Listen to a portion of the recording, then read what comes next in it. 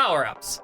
Without them, almost every single game that we play would be plain impossible. You've got your mushrooms, your bubble shields, and your trusty AK-47s.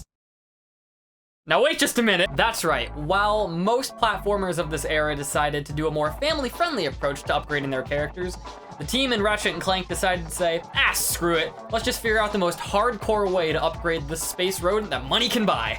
I'll give the game credit where credit is due. If you were just browsing the shelves of your local gaming shop and you saw Mario Sunshine, Sonic Adventure 2, and this, you'd probably do a double take and pick it up just out of sheer curiosity of why this Looney Tunes reject is packing heat. This approach actually helped Ratchet & Clank stand out amongst the crowds during the PS2 era, and actually led it to having a somewhat successful franchise. As successful as the franchise was, however, this is the first time I'm looking at the Ratchet & Clank series myself. I don't know why though. I've always had an interest in the series, but just for some reason, whether it be lack of money, time, or just sheer interest, I've never touched it. That was then, and this is now though. So, what kind of experience did the LMG wielding lemur and his plucky Build-A-Bot sidekick leave me? And should I bother picking up any other games in the series? I mean, just this year we had a sequel that came out years after the last one, so maybe if I had a good experience here, I'll pick up the series from where the new title left off. But first, before that, a little history as to how Ratchet & Clank came to be. Shortly after the release and success of Spyro Year of the Dragon for the PlayStation 1, developer Insomniac was faced with the challenge of creating the next big platforming title for the newly developed PS2. This game was codenamed I-5, or Insomniac 5. After just a few short months of development, however, the game was sadly scrapped. Mostly because the developers were just not happy about the game that they were working on, so back to the drawing board they went. 2 more games were worked on and eventually scrapped before Insomniac landed on the idea of Ratchet & Clank.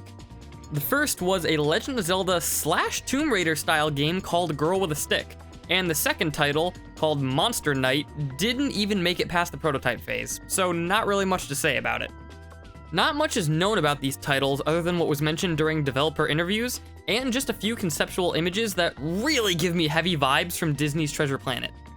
Actually, now that I say it out loud, a Zelda / Tomb Raider style fantasy RPG with pirate skins sounds like an awesome idea. Indie devs, get on that now! With 3 games scrapped in the span of roughly a year, I can imagine the guys at Insomniac being pretty creatively drained and out of ideas. But luckily, Brian Hastings, the chief executive officer at Insomniac, had an idea for a space-traveling alien adventure game who would collect various weapons as he progressed through the game, a la a furry Doom guy. No, not that one though.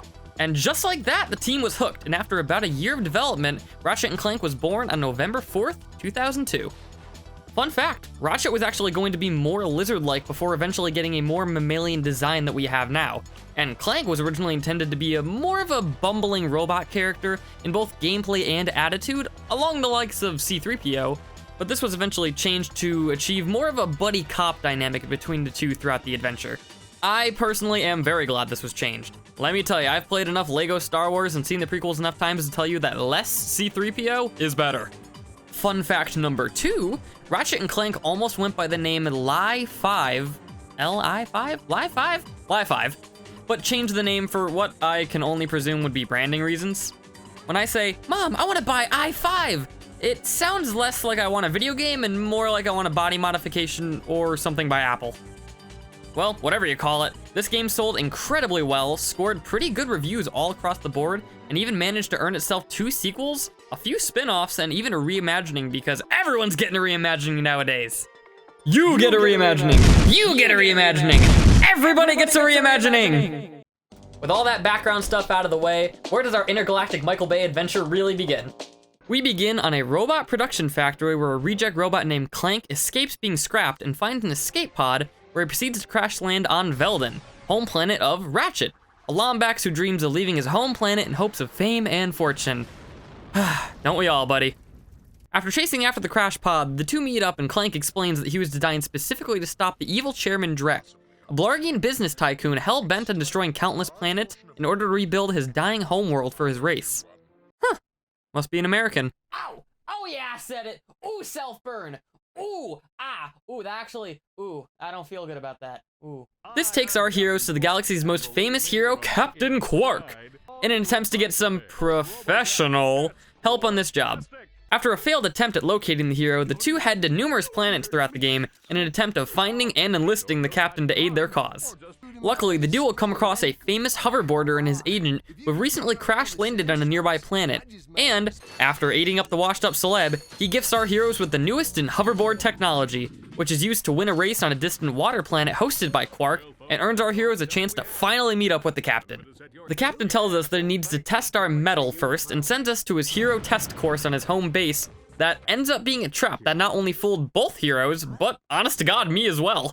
I don't know if it was the lack of interactions with Quark himself or the fact that Jim Ward just plays the hero role so well, but I just didn't see Quark being a greedy, evil underling to Drek as a possibility. Oh, spoilers by the way, sorry. After one of the game's first and few bosses, we begin to have some tension form between Ratchet and Clank at this point, as Ratchet is solely focused on getting revenge on Captain Quark for betraying them, and Clank just sees this as a minor setback and is still determined to stop Drek at all costs. I didn't really like how long this part of the game went on, as for basically the entirety of the game up until the end, we have to hear Ratchet act like a petulant child.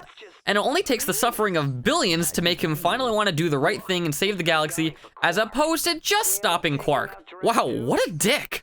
I understand that this is all about showing just how evil Drek really is, and witnessing how far he will go to achieve his plans in order to give Ratchet a more heroic nature at the end when he puts his petty grievances aside for the fate of the galaxy. But it could have been cut short by like 5 worlds early, if you ask me.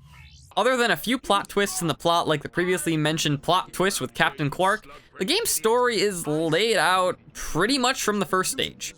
Drek wants to destroy the galaxy, and we must stop him.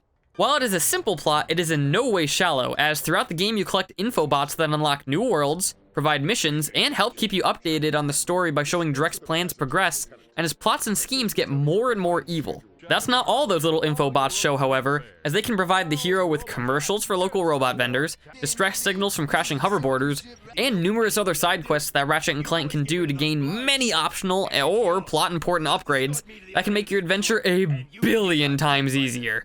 This was a brilliant way of fleshing out the galaxy, as I feel less like I'm selecting a standard mission from a mission screen, and more like I'm coming to the aid of those in need and being rewarded for my actions in doing so. It was such an organic way of progressing through the game and honestly made Ratchet and Clank play less like a by-the-numbers video game and felt more like an adventure playing out in real time. Most of the missions given to us by random characters can't be done right away, so backtracking is going to be a regular occurrence during your playthrough. That isn't necessarily a bad thing, however, as levels are short in nature and most places to be backtracked to are relatively early within the stages that they take place in. I won't go over all the missions, as some of these are really interesting and some tie in with the plot, so I'll let you discover them on your own time. Towards the end of the adventure, we make our trip to the robot factory where Clank was born and find out the mother computer helped Clank escape and gave him the mission of saving the galaxy in the first place.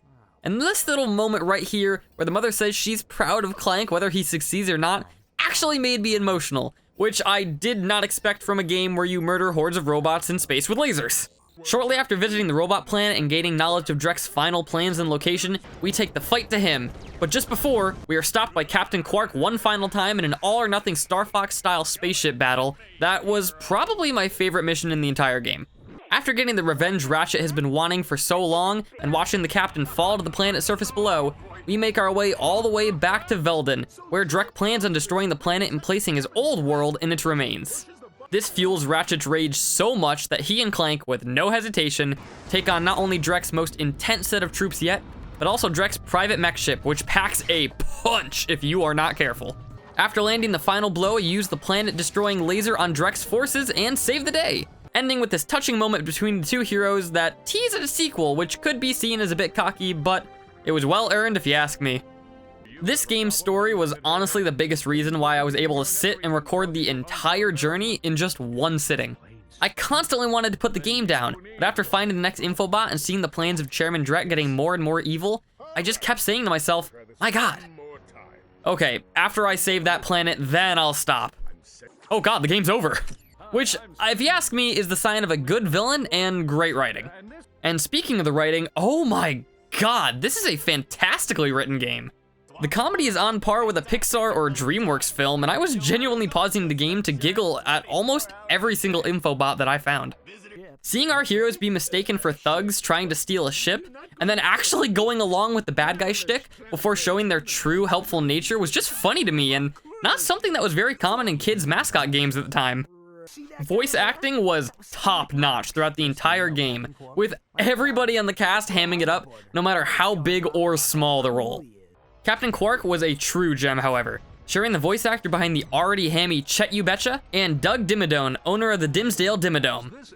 Jim Ward, you are a voice acting god.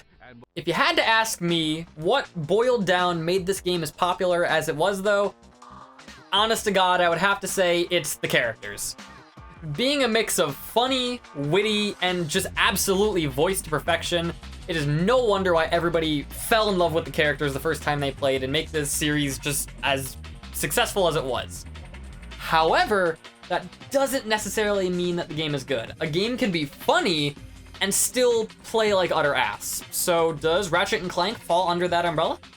If it wasn't already obvious, the main selling point of this game is the wide variety of guns at your disposal.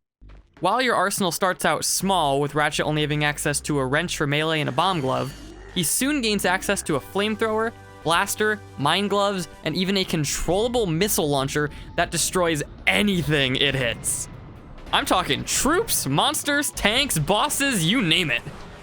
You even get access to some more odd weapons, like a gun that acts as a vacuum to suck up enemies and shoot them out as ammo, and even a ray gun that turns enemies into chickens after being caught in the beam for too long. Why? That's not all you get, however, as Clank also gets a fair assortment of gadgets, like a helicopter mode that becomes a jet mode for a double jumping dash, underwater boosters, and even the ability to control mini-bots in these short Pikmin-style sections that really help break up the action every now and again. Wow, that is quite the loadout. Honestly, I'd say it's almost too much. But wait, there's more! You've also got your mandatory upgrades like the Grapple Claw and Hydro Gun that make traveling certain levels possible, and even some optional non-lethal upgrades, like these glasses that summon a little drone that aids in combat, or these cool rail shoes that brings out the inner Sonic in all of us. Yes, there are more upgrades than you can shake an oversized wrench at in this game, but I love almost every single one of them. You even get a device that lowers prices at shops, making it possible to get even more guns! Guns, guns, guns, baby! Guns are my crack and Ratchet is my dealer. Put the gunpowder straight in my veins, Captain! Whew. Sorry, I lost my cool there. My personal favorite guns throughout the entire adventure were the Flamer and the Rocket Launcher. Spinning in circles with the flamethrower causes everything to blow up around you and is really, really good for crowd control, and the Rocket Launcher is one of the most powerful and precise guns available. The Glove of Doom is also a great option for when you're low on health and don't feel safe in a fight, as it sends out a few robot buddies that tear enemies apart in no time and are cute as a button to boot. Health upgrades are also an option, being able to nearly double your health once you find the machine that raises health upon visiting Drek's polluted world roughly halfway through the adventure. These upgrades are gonna cost you though, and I mean cost you. Your currency in this game are nuts and bolts. You find these in spades by destroying boxes, robots, lining the paths you walk on, and even in the darkest parts of your soul. Okay, that last one might have been a lie, but you get the idea. Bolts are everywhere, and you're going to need them if you want to use every single gun, get every upgrade, and explore the entirety of the game. A few times throughout your travels, you are actually required to pay a certain amount of bolts in order to progress. This can be for a crucial upgrade to Clank, paying for a crucial info bot, or even bribing the bouncer to let us talk to Quark. God, what a douche! This is a minor complaint, as you do technically have an in-game paywall. However, the fees are small enough to be purchasable without much backtracking, if any. Just keep shooting boxes and baddies, and you'll be fine. The game also has these hacking minigames that challenge you to line up the 3 circles so that the lasers line up with these holes on the outer edge. I had a mostly enjoyable time with these minigames, actually giving me a brain challenge every once in a while. Some solutions being as simple as, oh, okay, turn, turn, done, and others making me fumble for upwards of 20 minutes. I'm sure I was just burnt out and not seeing the solution right away after 9 hours of playing straight, but my god, man, some of these puzzles are just way too complicated if you ask me. The hard ones are mostly optional, however, so I really only have myself to blame for the headache, though. The last few gameplay changes were very small, 1 or 2 mission-specific gimmicks that either didn't leave much of an impression with me, or were just so short that I forgot they were even a thing. Like these turret missions, for example. All you gotta do is shoot down Drex forces and not die. I was having a blast in this thing, but after roughly a minute of shooting, the mission's over and you only return to this style of gameplay like twice. On that same vein is the dogfight missions. You do this once on the vacation planet halfway through the game and once more during your final fight with Captain Quark. While I'm glad that these gameplay styles weren't too distracting from the overall style of game Ratchet & Clank was trying to be, I'd at least like to have 1 or 2 more dogfight levels, as this was the most fun section of the game that wasn't just run and gun shooting to me. The only mission type that I did not like was the aforementioned hoverboarding sections. You gotta win first place in every hoverboard race that you do. However, there are only 2 hoverboard races, so why do I think this is such a pain in the butt? Well, if you don't take advantage of every single shortcut, launchpad, rocket, and shoddy AI bug, then you can kiss your victory goodbye, because this game is not forgiving. The other racers are just naturally faster than Ratchet, so unless you are ahead of the pack from lap 1, you are not making a comeback anytime soon and might as well hit the restart button. As I said before, these gameplay changes are usually harmless at best. They're only about 1 or 2 missions long most of the time, and they're either an annoyance that takes up not that much time, or are good and is a possible idea that can be fleshed out in the sequel. Man, I gotta say, with as many gameplay changes as this game offered, and your ever-growing arsenal as the story progressed, I never found myself getting bored with this game, as before I could think of how to best use the weapons I had currently, new weapons would become available to me and shake the entire game up all over again. I've said before that the absolute worst thing that you can do to a player is bore them, and Ratchet & Clank not only delivers fun on a scale I haven't seen before, but also challenges the player's skills, reflexes, and intellect with a difficulty that I love in games that are not Dark Souls. However, with all the praise that I can give it, it's not without its faults. If you ask me, the music in Ratchet & Clank, unfortunately, is about as catchy as the plot in a porno is necessary. With all the explosions, gunfire, and talking that goes on in this game, I can hardly make out the music. And the music I did hear was, sadly, just alright. I'm usually one for ambient pieces in games, but this soundtrack, except for the final boss stage, was just forgettable. It's been playing this entire video, and I am almost positive you have not even noticed it. Don't start tapping your foot now. I know you didn't even pay attention to the music until I mentioned. But hey, music taste is subjective, so go give the soundtrack a listen and tell me what you think in the comments below. Maybe you can see, or hear, something that I couldn't. Apart from the so-so music, this game was a nearly perfect experience from start to finish. The characters, big and small, were funny, engaging, and actually felt like real living people as opposed to just NPCs in a video game. And with writing as good as it was, I constantly found myself forgetting I was playing a video game and not just watching a Pixar film. On the gameplay side of things, the entire game was fun, wide in variety, and kept me really entertained while also being challenging, unlike some modern platformers that I've played. Lastly, the game did not overstay its welcome. Being easily beatable in about 12 to 15 hours depending on your completion goal, I highly recommend that this is a game that you go find, pick up, and play as soon as possible.